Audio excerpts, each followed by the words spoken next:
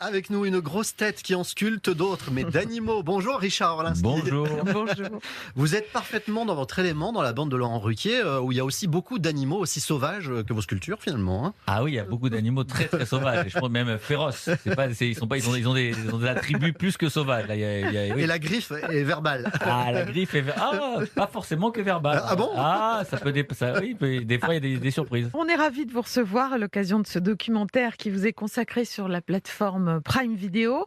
Richard Orlinski, The Art Documentary, qui ressemble en réalité davantage à un film d'action puisque vous n'arrêtez pas.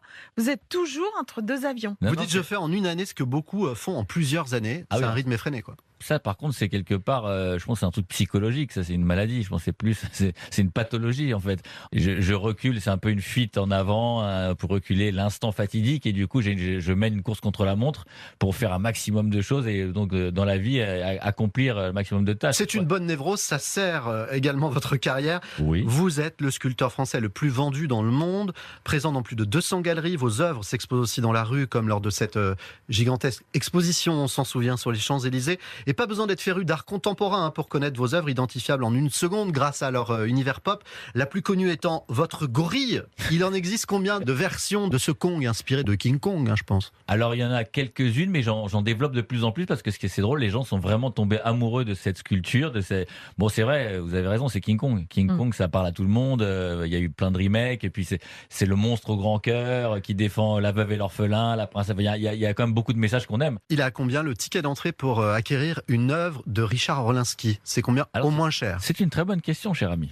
Non, en réalité, ça me fait rebondir sur quelque chose qui me tient à cœur, c'est de rendre l'art accessible. C'est pour ça aussi que je suis aussi très critiqué, pour d'autres raisons aussi. Mais disons que grâce à Disney, d'ailleurs, c'est en commençant par Disney, j'ai eu l'idée de créer des répliques d'œuvres extrêmement accessibles. Et pour quelques dizaines d'euros, on peut s'offrir une réplique d'une sculpture. Après, ça va jusqu'à plusieurs millions d'euros. Qui sera toute petite, évidemment. Oui, qui sera toute petite, qui sera pas numérotée, qui sera pas signé, mais qui sera en tout cas dans la boîte Richard Orlinski, et les gens en font collection, les gens sont ravis, et je trouve que l'art, ça devrait être pour tout le monde, c'est pas réservé à une élite. Alors ça, c'était pour tout le monde, le moins cher. Mais au plus cher, c'est quoi la statue que vous avez vendue le plus cher? Le plus cher, c'était 15 millions d'euros. Ah oui, là, on est dans du cher. Ouais, c'était 15 millions d'euros, c'était une Vénus. Mais bon, c'était cher parce Qu'est-ce qu'elle avait de particulier? Elle était en or, donc du coup, elle était chère. Mais là, on est sur des projets beaucoup plus chers. Là, on est en train de travailler sur un projet, mais aussi qui est gigantesque. Et là, on est sur pas loin de 150 millions d'euros. Mais on est sur un projet qui est sur immense. Une œuvre? Ouais, sur une œuvre. Mais ces dimensions vont être gigantesques, oui, je suppose. Gigantesque, c'est pour un centre commercial en Asie, et on est sur quelque chose de très très très très grand. Laurent Ruquier avait raison de dire il ne fait pas les grosses têtes pour l'argent. Bah si, justement, c'est pour l'argent.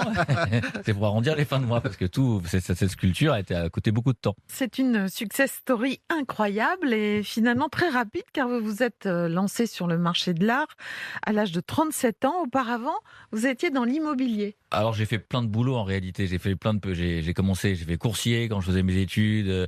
C'est vrai que je voulais faire déjà une activité artistique, mais bon, c'était compliqué, j'avais pas d'argent, j'avais pas de parents pour pouvoir subvenir à mes besoins, puis j'avais besoin d'avancer. Mais j'étais pas très heureux, j'avais plus ou moins quand même pas mal réussi dans ce que je faisais, mais j'étais vraiment malheureux quoi. Donc presque à 40 ans, vous ressentez ce besoin de tout plaquer pour vous lancer dans votre passion première. Ouais. Parce que la sculpture, vous en faisiez déjà, vous aviez cette passion déjà tout petit. J'en faisais. C'était un hobby en réalité. Donc et du coup, j'ai tout plaqué effectivement pour me recentrer sur quelque chose que j'avais vraiment envie de faire, avec des risques énormes, parce que tout le monde, il y a des levées de boucliers partout, ma famille, les amis, et tout le monde se foutait de ma gueule, hein, mais vraiment c'était quelque chose c'était violent quand même. Hein, il rit un peu moins aujourd'hui, non? Il y a toujours des gens qui trouvent moyen de rire, mais c'est vrai que et voilà. Mais mes enfants m'ont beaucoup soutenu, ça a été vraiment une aide. Mes enfants, ils ont beaucoup cru à ça, et donc c'était important. Il y a quelqu'un qui a beaucoup compté pour vous à vos débuts, c'est Bernard Montiel. Dans le documentaire, il revient sur ce jour où il a découvert dans une galerie votre première sculpture, le fameux crocodile. Un jour dans une galerie, je vois un crocodile rouge et je dis c'est original. Le galeriste me dit mais figurez-vous Bernard, l'artiste est là, il est extrêmement timide, si vous voulez le saluer. Je dis bien sûr je veux le saluer. Et je vois ce grand garçon extrêmement timide, je vais vers lui et je lui dis j'adore. Il faut décliner ça, c'est formidable. Et effectivement, au début, quand je l'ai amené avec moi, personne ne le connaissait physiquement. Seulement moi, je sais comment ça marche. Je suppose que par là, moi, je sais comment ça marche. Il veut parler du réseau, de l'importance de la communication. Il vous a aidé là-dessus à vos débuts, Bernard Montiel? Alors Bernard, il m'a beaucoup aidé, c'est quelqu'un de très fidèle, il m'a beaucoup aidé effectivement sur ce qu'il dit par rapport à l'introduction, on va dire, dans le showbiz, dans le milieu people, on va dire. C'est pas eux qui achètent, c'est pas eux qui Mais il qui parle de consomment, vous. mais ils parlent. Donc effectivement, donc c'est vrai que moi je suis assez reconnaissant parce que c'est vrai qu'il m'a emmené partout et il y a peu de gens qui l'auraient fait, quoi. Vous êtes, Richard Orlinski, aussi doué en marketing qu'en sculpture.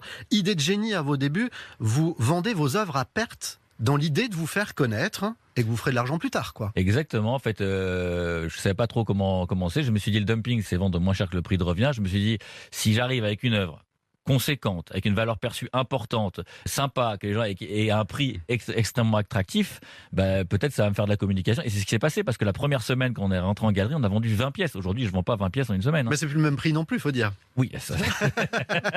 c'est pas faux, c'est pas faux. Mais donc ça veut dire que les gens qui ont acheté vos premiers crocodiles ont fait une très très bonne affaire, hein. Oui, ça a pris 15 ou 20 fois le prix, oui.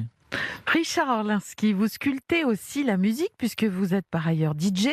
On vous doit ce tube, sorti en 2016. Ça a très bien marché ça en 2016, un nouveau disque en vue ou ça y est, cette expérience est faite et on ne refait pas ce qu'on a déjà fait? Ah non, pas du tout, je suis à fond dans la musique. Sachez qu'avec ce titre Heartbeat, c'était mon premier son, j'étais disque d'or, ce qui était difficile à l'époque parce il fallait vendre des disques, il n'y avait pas que les streams, donc c'était quand même pas mal. Mais ce que j'avoue aussi, c'est que j'avais eu des sons que j'ai voulu sortir avant et comme je suis un perfectionniste, au dernier moment, j'ai eu beaucoup de problèmes d'ailleurs avec tous les collègues avec qui j'ai travaillé, j'ai décidé de pas sortir les trucs parce que j'étais pas assez fier du projet. Touche à tout, vous faites aussi de la télé, émission sur TV5 Monde qui s'appelle Génération F. Elle met en lumière des talents français et francophones, c'est ça, un peu dans tous les domaines, art, culture, innovation? Ouais, complètement. Alors, j'avais déjà un programme avant qui s'appelait Sur les murs. On a fait 60 épisodes déjà sur TV5 Monde.